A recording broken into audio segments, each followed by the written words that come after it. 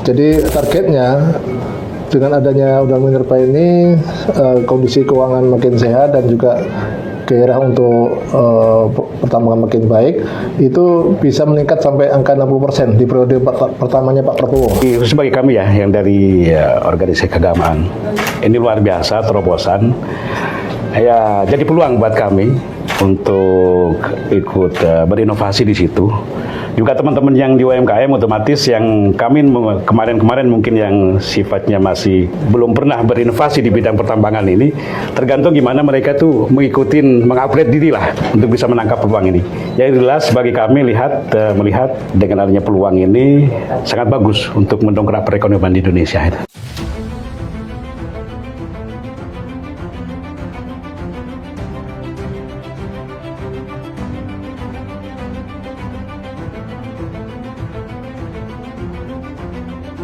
UU Minerba ini menuai sorotan karena salah satu poinnya itu memperbolehkan atau memberikan izin kepada organisasi kemasyarakatan, ormas, dan UMKM untuk mengelola pertambangan. Nah, untuk membahasnya, yang pertama ada Ketua Asosiasi Pertambangan Warga Nusantara, Kiai Haji Imam Subali. Assalamualaikum Pak Kiai. Assalamualaikum warahmatullahi wabarakatuh. Apa kabar nih Pak Kiai? Baik, alhamdulillah. Sehat Pak Kiai? Alhamdulillah sehat Mas. Alhamdulillah. Nah, narasumber kedua, konsultan pertambangan, Pak Wisnu Salman. Assalamualaikum Pak Wisnu. Pak Wisnu. Assalamualaikum. Ya. Apa kabar Pak Wisnu? Baik, alhamdulillah Pak. Pak Wisnu ini juga Direktur Geomining Berkah Pak ya? Ya. Ini alhamdulillah, terima kasih ini waktunya dan kesempatan buat APWNU. APWNU itu Asosiasi Pertambangan Warga Nusantara. Sebetulnya kami ini dari APWNU berangkat dari rasa prihatin awalnya Mas Tanu. Rasa prihatin dunia pertambangan ini kami lihat itu sudah banyak terjadi hal-hal yang menggerus nilai-nilai saya lihat. Ya, kami dari kalangan warga NU yang berangkat dari santri akhirnya mencoba bergerak di bidang moralitasnya, dan kami coba konsolidasikan semua teman-teman yang potensi seperti Mas Wisnu Salman, ini memang ahlinya di situ. Jadi PWNU sifatnya lebih ke arah mengkonsolidasikan teman-teman yang potensi di bidang pertambangan. Ya, semenjak NU mendapat kesempatan konsesi dari pemerintah itu kan memang ramai di sana sini pro kontra sangat luar biasa. Kami coba merespon semua itu.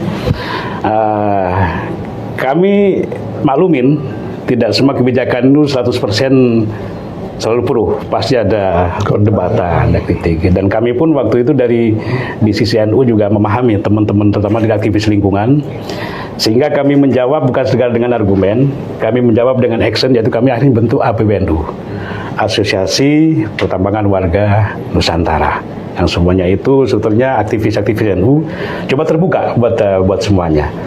Ya, target kami disitulah kami berharap dengan di APWNU ini teman-teman aktivis NU, teman-teman NU itu bisa langsung berkiprah di dunia pertambangan yang selama ini rata-rata masyarakat melihat kan pada kaget. NU yang biasanya cuma ceramah kemasyarakatan, dakwah, kok sekarang berkiprah di tambang. Ya, ternyata setelah kami konsolidasikan banyak juga kader-kader yang punya SDM mumpuni, dan salah satunya Mas Wisnu Salman, dan banyak lagi teman-teman yang potensi di situ. Sehingga harapan kami dengan apa ini kami bisa ikut berkontribusi lah terhadap pemerintah dan Pak Wisnu, gimana sih tanggapan Bapak terkait dengan adanya kebijakan pemerintah soal pertambangan saat ini, khususnya soal UU Minerba yang baru saja direvisi nih, Pak Wisnu? Iya, alhamdulillah. Makasih Mas Kano ya. Jadi RUU Minerba ini alhamdulillah sudah disahkan tanggal 18 Februari kemarin, dan awalnya membahas tentang masalah hilirisasi industri yang sudah ramai dibicarakan di tahun 2020 dengan sejak dilarangnya ekspor nikel ya. Sejak itulah pemerintah mulai mengencarkan untuk pembuatan smelter untuk pengolahan biji nikel sehingga mempunyai nilai jual yang lebih tinggi lagi buat Indonesia. Tapi itu belum diundang-undangkan, maka dimasukkan dalam revisi Undang-Undang Minerba. Kemudian kedua usulannya awalnya pemberian SKIPP untuk ormas keagamaan, perguruan tinggi, UMKM. Tapi akhirnya dengan adanya revisi yang disahkan tanggal 18 Februari yang merupakan perubahan yang keempat dari Undang-Undang Nomor 4 Tahun 2009, itu yang perguruan tinggi dikeluarkan dari pemberian SKIPP. Jadi perguruan tinggi hanya menerima manfaat dari kegiatan penambangan yang dilakukan oleh BUMD atau BUMN. Jadi nanti BUMN yang ditunjuk oleh pemerintah wajib memberikan manfaat kepada perguruan tinggi. Perguruan tinggi jika ada kebutuhan untuk riset, untuk beasiswa, penunjang pendidikan untuk adik-adik mahasiswa, itu bisa mengajukan pada BUMN yang ditunjuk oleh pemerintah nantinya. Seperti itu, Mas. Pak Kiai, terus dampak dari kebijakan revisi UU Minerba yang akhirnya menjadi undang-undang ini bagi UMKM dan keuangan negara apa nih Pak Kiai melihatnya dampaknya Pak dari kebijakan ini Pak? Ini khusus bagi kami ya yang dari organisasi keagamaan. Ini luar biasa terobosan. Ya jadi peluang buat kami untuk ikut berinovasi di situ.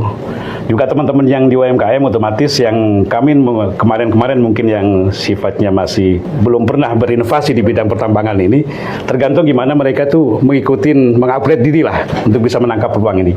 Jadi jelas bagi kami melihat dengan adanya peluang ini sangat bagus untuk mendongkrak perekonomian di Indonesia. Jadi efeknya positif ya Pak Kiai? Baik kami pandangnya positif. Apakah bisa meningkatkan perekonomian di level masyarakat juga nih Pak dengan adanya kebijakan ini? Ya, saya yakin gini. Mungkin kalau kita langsung melihat dari sisi tata niaga kan kelihatan agak jumplang ya. UMKM yang kemarin cukupnya kecil, sekarang kita pahami lah di bidang pertambangan ini tata niaganya tinggi. Cuma jangan salah, di situ ada pemberdayaan masyarakatnya, ada mungkin banyak hal di seputar area itu yang bisa diperdayakan masyarakatnya ya sesuai dengan kapasitas mereka. Oleh sebab itu kami melihat ini positif buat pertumbuhan ekonomi. Pak Wisnu, parameter yang digunakan serta efektivitas apa sih Pak dalam mengeksekusi kebijakan ini agar tepat sasaran dan bisa diterima semua kalangan dan hasilnya bisa dimanfaatkan? Untuk masalah 3 hal yang menjadi perubahan dari Undang-Undang Minerba, yaitu hilirisasi industri, kemudian juga kaitan dengan pemberian SKIPP untuk ormas keagamaan dan juga untuk UMKM. Yang menjadi parameter keberhasilan adalah untuk masalah hilirisasi industri itu sebenarnya sudah terjadi di periode yang lalu di mana pemerintah memberikan kebijakan untuk pendirian smelter yang saat ini saya mencatat ada 42 smelter yang sudah didirikan dan sudah proses untuk penerbitan izin smelter lain ada 7 smelter. Jadi smelter nikel ya. Ini ada 49 smelter yang akan buka di Indonesia, akan beroperasi. Tapi saat ini yang mereka itu hanya memproduksi olahan nikel itu hanya sampai angka 30%. Nah, jadi targetnya dengan adanya Undang-Undang Minerba ini kondisi keuangan makin sehat dan juga gairah untuk pertambangan makin baik, itu bisa meningkat sampai angka 60% di periode pertamanya Pak Prabowo ya. Jadi memang angka investasi yang dibutuhkan untuk mencapai end product atau minimal 60% saja itu juga cukup besar biaya investasinya. Dan saat ini yang banyak berikan investasi di Indonesia itu pemerintah Cina, dan mereka berkomitmen untuk memajukan Indonesia kerjasama investasinya sampai angka 60% di periode pertama Pak Prabowo. Sedangkan untuk yang pemberian SKIPP untuk ormas keagamaan dan UMKM saat ini alhamdulillah untuk ormas NU dan Muhammadiyah sudah menerima, dan ini diharapkan yang saat ini sudah NU sedang proses untuk program jaminan reklamasinya, sedangkan Muhammadiyah sedang proses teknisnya, itu bisa meningkat segera untuk beroperasi. Itu harapannya itu. Kemudian untuk masalah UMKM, mungkin perlu diturunkan semacam peraturan pemerintah yang membedakan antara tambang rakyat dan UMKM. Jadi saya harapkan pemerintah tidak hanya fokus pada UMKM saja, tapi tambang rakyat sudah ada legalisasinya, itu harus perhatikan. Masalahnya dari 1.200 kemungkinan prospek untuk IPR itu hanya 120 IPR yang terbit di Indonesia, masih kecil sekali. Artinya masih banyak masyarakat yang lebih condong untuk tambang ilegal. Nah, terus kemudian UMKM ini juga harus diturunkan seperti apa teknis, seperti apa namanya UMKM itu. Karena UMKM itu berarti kan dia modal kecil kan, modal kecil, sedangkan dia harus melakukan penambangan yang modalnya harus besar. Nah, tentunya kalau modal kecil dan skala kecil itu kalau di dokumen lingkungan itu bukan AMDAL dan juga bukan OKLPL, pakainya SPPL. Nah, makanya itu harus diturunkan, lebih dispesifikkan apa seperti apa untuk perizinan UMKM itu. Nanti itu mungkin. Tapi Pak Kiai, apakah sebenarnya UMKM, ormas keagamaan itu sudah siap belum sih Pak Kiai untuk mengelola pertambangan ini kalau menurut pengamatan Pak Kiai ini di lapangan gitu? Mungkin siap enggaknya tergantung manajemennya. Seperti yang terjadi di NU lah. Awalnya kan ya banyak yang melihat dengan nada pesimistis gitu kan. Tapi ketika di-manage dengan baik, dengan profesional bisa kita ajak bergabung. Investor juga bisa bisa kita ajak bergabung juga, semuanya bisa berjalan.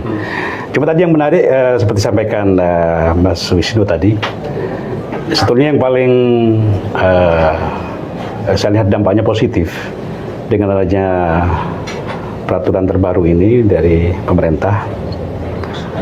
Jadi bisa mengikis, meminimalisir pelaku-pelaku tambang yang ilegal, yang mana itu sangat merusak sebetulnya kalau mau jujur. Karena ya pelaku-pelaku yang ilegal itu di samping tidak ada standar-standar yang untuk kelingkungan, juga tidak ada pemasukan buat pemerintah. Dan itu salah satu visi misi PBNU dari 3 pilar gerakan PBNU, yaitu edukasi, advokasi, dan pemberdayaan. Ya, kami kan terus menyampaikan ke masyarakat, ayo kita melakukan tata kelola dan praktek pertambangan ini yang sesuai dengan peraturan pemerintah, biar semuanya aman dan manfaatnya bisa lebih terasa oleh masyarakat. Berarti dampak signifikannya ada nih Pak ya? Ada sekali. Ekonomi bisa tumbuh pasti Pak? Saya optimis. Kami bisa tumbuh. Oke, Pak Wisnu, Pak, untuk mencegah terjadinya adanya pelanggaran nih Pak ya dalam UU Minerba yang baru ini, gimana nih Pak? Ya, tentunya adanya revisi Undang-Undang Minerba ini dengan adanya perubahan edisi Minerba, kemudian juga untuk pemberian SKIP untuk ormas keagamaan dan untuk UMKM yang perlu diperhatikan agar bisa berhasil, maka harus segera diturunkan, terbitkan peraturan pemerintah, peraturan menteri untuk menjelaskan lebih rinci tentang teknis bagaimana UMKM harus beroperasi. Apakah standar perizinannya seperti apa UMKM ini? Apakah sesederhana seperti hanya IPR? Apakah boleh menggunakan alat berat? Boleh menggunakan blasting? Apakah prosedur perizinannya itu kayak AMDAL atau SPPL cukup? Nah, itu perlu dirinci di dalam peraturan menteri, peraturan pemerintah nantinya. Nah, kemudian juga sama untuk masalah hidrasi industri itu, target di peraturan untuk Menteri SDM itu apakah di tahun pertama Pak Prabowo memerintah itu apakah berapa persen target untuk end produknya? Apakah 60% atau berapa persen? Itu menjadi faktor yang harus diperhatikan. Tentunya tantangan yang ada saat ini di mana ada efisiensi anggaran sampai angka 306 triliun, itu pemerintah memberikan jalan keluar dengan adanya Danantara. Danantara itu yang kemarin baru diluncurkan tanggal 25 Februari kemarin. Itu diantaranya program yang diajukan oleh Pak Rosan sebagai CEO Danantara itu adanya hidrasi industri untuk anggarannya itu. Jadi ketika anggaran diefisiensi, tapi pemerintah memberikan solusi dengan adanya Danantara itu. Mudah-mudahan itu berhasil. Pertanyaannya nih, siapa yang paling diuntungkan dengan adanya kebijakan ini, Pak? Saya kira semua pihak. Ketika memang ini dilaksanakan dengan komitmen untuk tetap pelestarian lingkungan, komitmen pemerataan keadilan sosial, pemberdayaan masyarakat sekitar itu, saya kira ekonomi tumbuh, dan masyarakat sekitar area pertambangan juga akan merasakan masalahnya, itu akan merasakan manfaatnya. Apa sih Pak yang mesti dipersiapkan oleh mereka agar siap, dan jika nanti sudah berjalan, pengelolaannya itu bisa berjalan lancar Pak? Apa sih yang mesti dipersiapkan mungkin? Yang pertama tentunya biaya Pak ya, investasi yang diperlukan, karena itu dibutuhkan untuk pengoperasian ya. Kemudian juga nanti di dalam operasi tambang itu ada reklamasi, ada jaminan reklamasi. Itu harus disediakan oleh pemerintah. Kurang lebih untuk angka reklamasi itu per hektar tuh 2 juta rupiah. Kalau misalkan NU misalkan kemarin diberi konsesi tambang bekasnya KPC 26.000 hektar, maka kurang lebih ya 26.000 kali 2 juta tadi. Kurang lebih 52 M kalau nggak salah itu ya. Mungkin teknisnya persisnya angkanya bisa dinegosiasikan nanti dengan para evaluator. Kemudian untuk masalah selanjutnya adalah tenaga ahli ya, yang memang mempunyai kompetensi untuk pertambangan. Jadi ketika dana sudah siap, mereka harus ditunjang oleh tenaga ahli. Jadi walaupun ormas keagamaan, tapi mereka berbentuk perusahaan terbatas, mereka harus punya meng-hire orang-orang yang ahli di situ. Dan juga dengan UMKM, mereka harus punya tenaga ahli yang memang yang dikhususkan untuk pertambangan. Tentunya ada KTT, ada BJO dan lain-lain, itu harus ada nantinya. Nah, kemudian juga masalah perizinan yang mereka nanti harus ada tahapan yang harus disetujui, dokumen-dokumen seperti studi kelayakan, kemudian rencana reklamasi, rencana pasar tambang, dan juga tentang bagaimana rencana mereka untuk pengelolaan lingkungannya. Itu harus dituliskan lengkap dalam sebuah dokumen.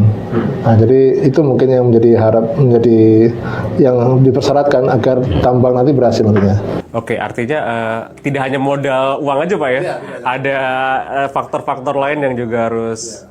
Mungkin sumber daya gimana tuh Pak Wisnu? Apakah harus merekrut ahli-ahli pertambangan atau mungkin masyarakat umum aja bisa gitu? Ya, memang yang harus diperhatikan adalah melibatkan masyarakat setempat ya, karena tambang akan berhasil jika masyarakat setempat memulai manfaat yang besar dari adanya aktivitas pertambangan. Jadi itu yang harus diperhatikan utama daripada kegiatan yang lainnya. Karena kalau masyarakat mendapatkan manfaat yang besar dari pertambangan itu, maka dukungannya akan besar juga dan pasti berkah gitu. Nah, adapun yang lainnya tenaga ahli pasti dibutuhkan orang-orang yang expert di bidangnya. Nah, pertanyaan nih Pak, kayak selama ini masyarakat sebelum adanya kebijakan ini sudah merasakan manfaat belum sih Pak? Masyarakat sekitar pertambangan sebelum adanya kebijakan baru ini. Ya, kalau saya mau jujur ya, sebetulnya banyak keluhan dari masyarakat. Mungkin jadi salah satu sebab keluarnya peraturan ini. Masyarakat banyak merasa tertinggal. Bahkan ada yang mengeluh, kami di wilayah tambang cuma dapat debunya. Sementara manfaatnya lebih banyak di tarik orang-orang luar. Makanya saya lihat kenapa saya sangat setuju dan optimis dengan kebijakan baru pemerintah. Kan di sini nanti akan masyarakat diharapkan dapat masalahnya lebih. Dan pemberdayanya jelas dalam mengelola pertambangan pasti antara finansial, permodalan, tenaga ekspor itu harus. Cuma lebih bermanfaat lagi ketika di situ masyarakat diberdayakan sesuai dengan kapasitasnya ya. Juga tidak bisa dilaksanakan masyarakat yang memang kapasitas bukan di bidang teknik terus kita paksakan, tidak. Cuma yang penting masyarakat diberdayakan sesuai dengan kemampuan masyarakat, sehingga dari penyerapan tenaga kerja dapat, terus mungkin ada faktor pergaulan ekonomi di masyarakat juga akan. Gitu. Pak Wisnu yakin program ini akan berjalan lancar Pak? Apakah bakal ada gejolak-gejolak nih di tengah jalan itu? Yakin kalau misalkan ada turunan peraturan pemerintah yang mengatur lebih detail. Misalkan gini, UMKM kan ditujukan untuk masyarakat setempat Pak ya. Jangan sampai ada UMKM tapi kantornya di Jakarta gitu ya, atau penemu modal dari Jakarta. Nah, ini caranya menghalanginya gimana? Sedangkan pertanyaannya, apakah mungkin UMKM itu tidak melibatkan pemodal yang kuat?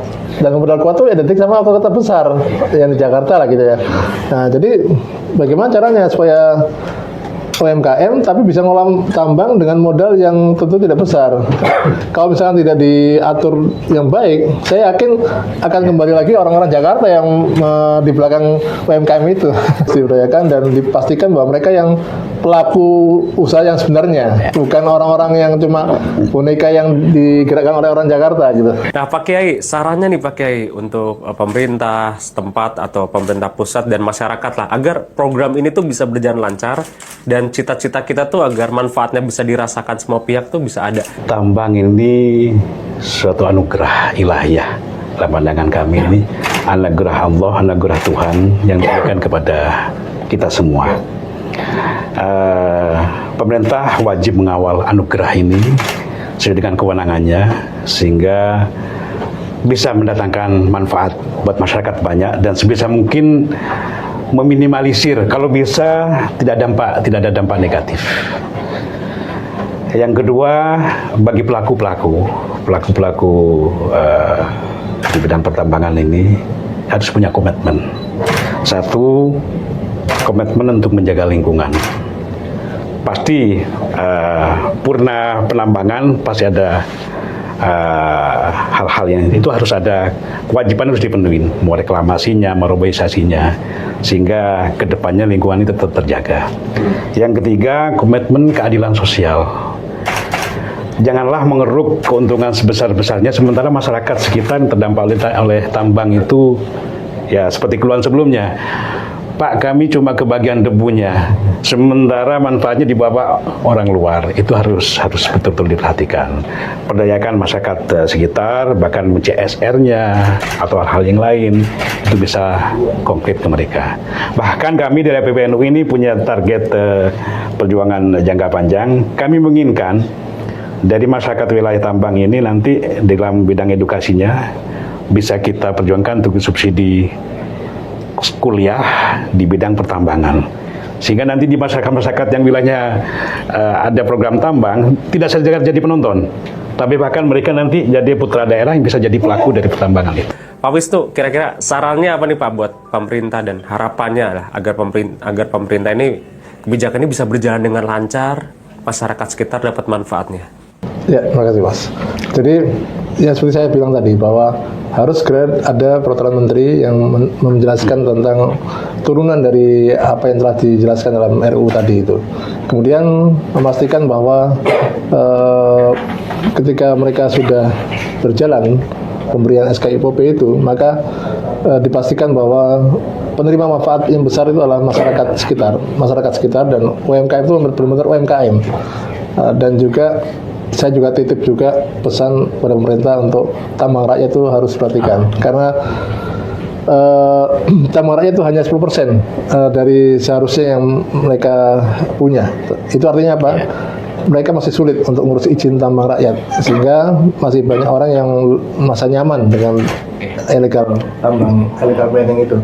Nah, tentunya ini jadi PR dan mudah-mudahan dengan adanya Dirjen Gakum di Menko itu lebih bisa berpikir ulang untuk pelaku-pelaku illegal mining untuk tidak lagi menambang secara ilegal. Tapi tentunya pemerintah harus membuat perizinan makin mudah dan tidak mahal sehingga makin bergairah masyarakat untuk mengurus perizinan tambangnya. Begitu Mas. Oke. Potensi industri pertambangan Indonesia ke depan menjanjikan atau gimana? Pakai Pak Wisnu. Saya lihat cukup menggairahkan dan ini akan menjadi salah satu sektor yang mendongkrak perekonomian.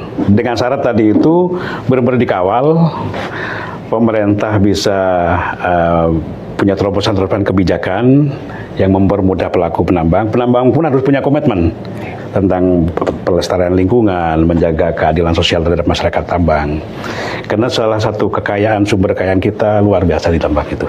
Saya yakin kalau itu bisa terkelola dengan baik dan punya komitmen untuk kerakyatan, saya kira bisa menjadi pendongkrak ekonomi dan bisa mendorong untuk kemakmuran masyarakat kita. Amin. Artinya seperti kata Pak Kiai tadi ya, pertambangan itu adalah anugerah yang dimiliki oleh negara kita. Semoga bisa dikelola dengan baik, masyarakat dapat manfaatnya, dan ya tidak ada lagi lah pelanggaran-pelanggaran hukum dan penambang-penambang ilegal ini bisa dikikis. Oke, terima kasih Pak Wisnu, Pak Kiai, obrolannya nih daging semua nih. Sampai jumpa nanti Pak, kita kapan-kapan ngobrol lagi. Terima kasih Pak. Pak Kiai. Terima kasih. Terima kasih.